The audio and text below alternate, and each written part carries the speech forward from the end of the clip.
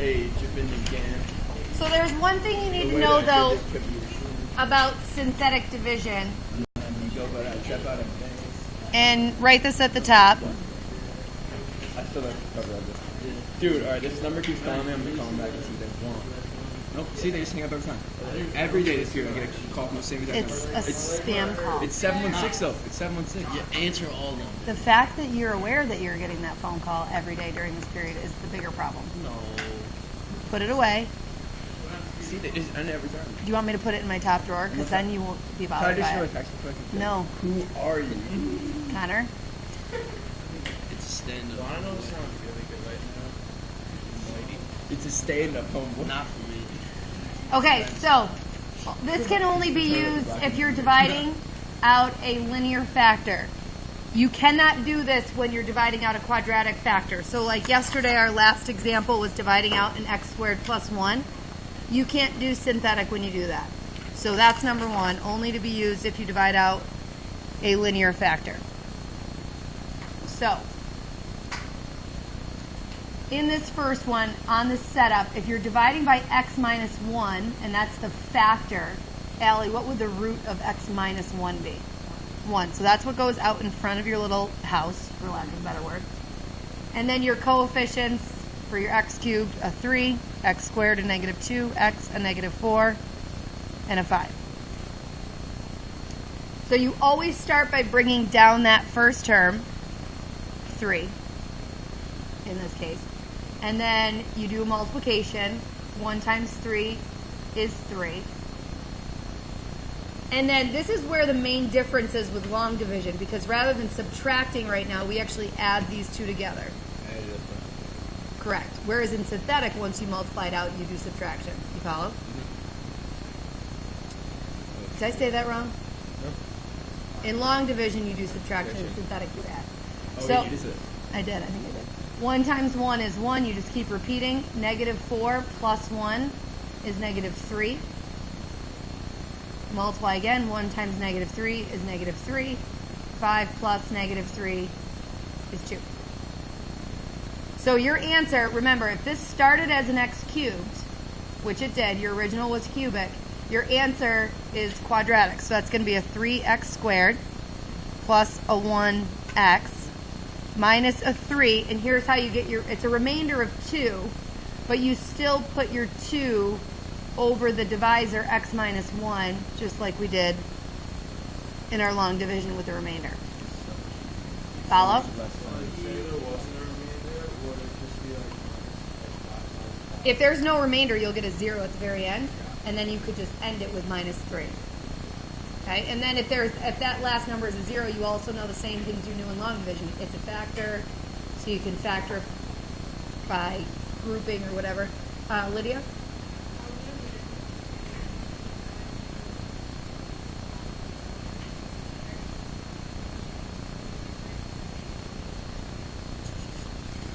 Well, I could have done these 3 as synthetic division. You can do them either way. Just this obviously takes much longer. So say, are you comparing the one we just did to number 1 on the front? So what's your question again? There is no difference. It is the exact same example.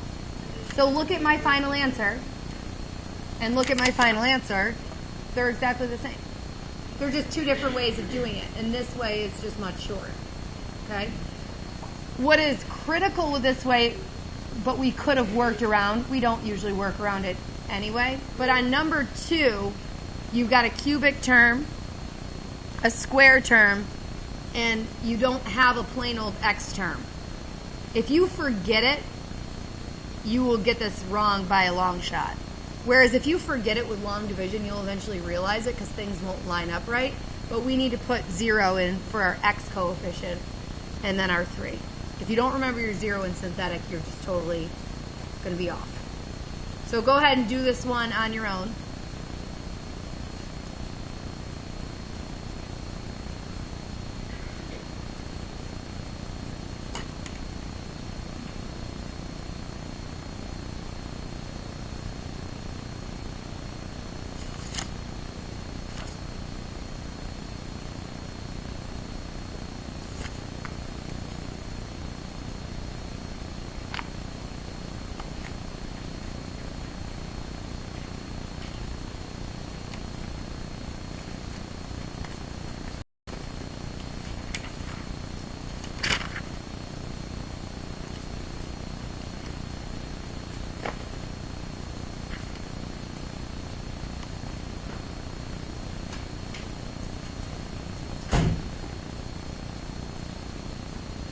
I have my answer up there, so check it when you're done. Did anybody not get to 5, 15, and 48? So, Maya, how does that translate to an actual polynomial answer?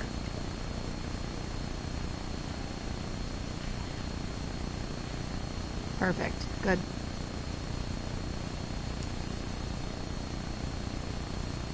Allie, how are you feeling?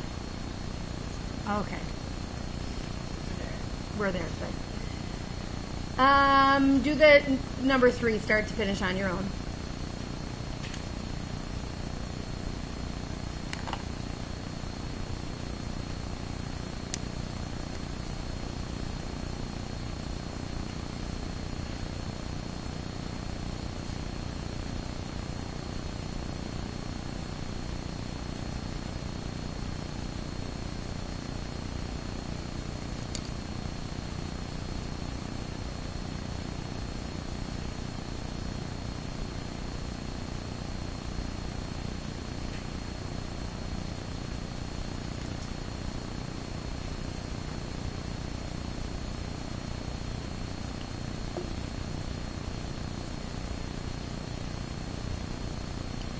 Mike, are you done or are you stuck?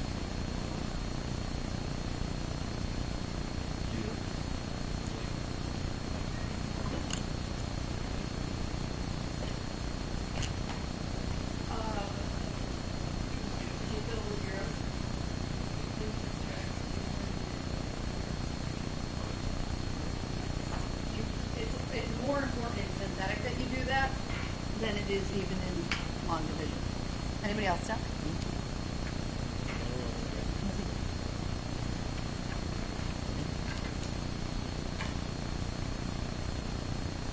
It's just if that's a positive 4, that should be a positive 4.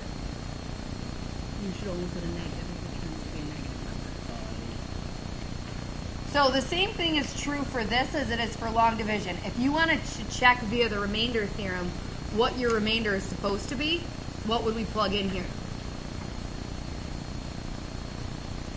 A 1. Right, you'd plug in a 1. And if you plug in a 1 to that polynomial, you're going to get 8. And so if your remainder is 8, you've probably got the right answer, right? They would not get a remainder of 8. So there it is.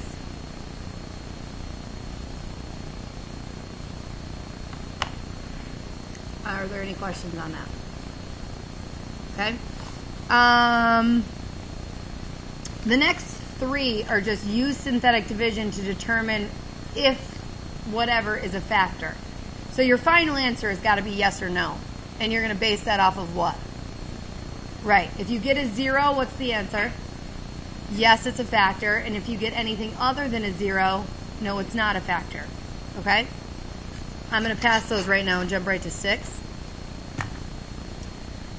Because 6 is still synthetic division we're going to use. It's just a little bit more annoying because what is the number that has to go out in front? 1/4.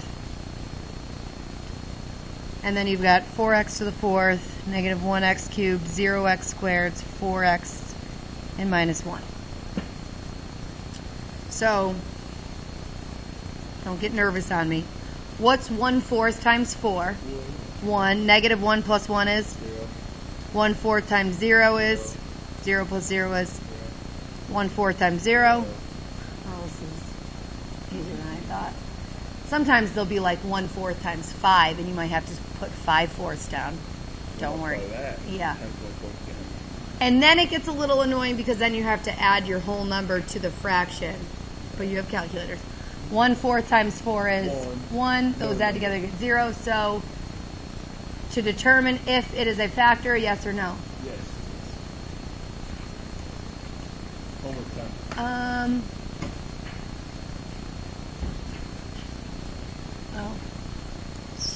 Just backing up here quickly.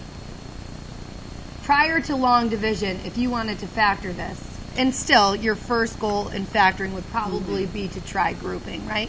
Sometimes grouping doesn't work and then long division is your only option, but grouping does work here. You have 4x minus 1, take out a 1, 4x minus 1. So your factors are x cubed plus 1 and 4x minus 1. So do you see where that negative 1/4 came from? Okay, so if you were trying to determine if g of x equals 4x minus 1 is a factor, right? We now know that it is. But have you noticed that in these synthetics, every single thing we're dividing out is x minus something or x plus something? Nothing yet has been to do synthetic with 4x minus 1, right? Because if it was, what number would you put out in front? Right, if you were trying to do synthetic and divide out a 4x minus 1, what number would you put out in front? 1/4. Do we get that? Because it's whatever the root would have been. Right? Mrs. Fraser made these notes and she kind of avoided that by just doing x minus 1/4 for you, so you could just take the opposite 1/4.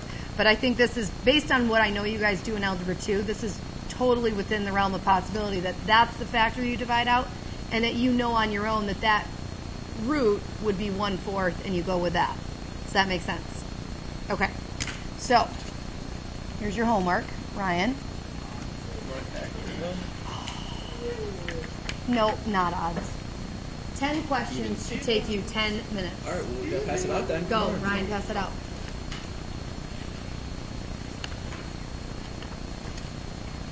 Pass that out, She just Ryan. keeps like giving me these looks like she's like, pass it down the line. Oh yeah, give that to Ryan. Take one and pass it around.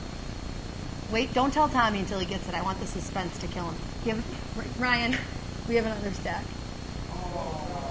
Wait, there's 2 pages. Did you figure it out, Tommy? Spiral. Here, take Give that it back. vial. Give it back. Give it back. Give it back. Give it back. Take one, pass it around.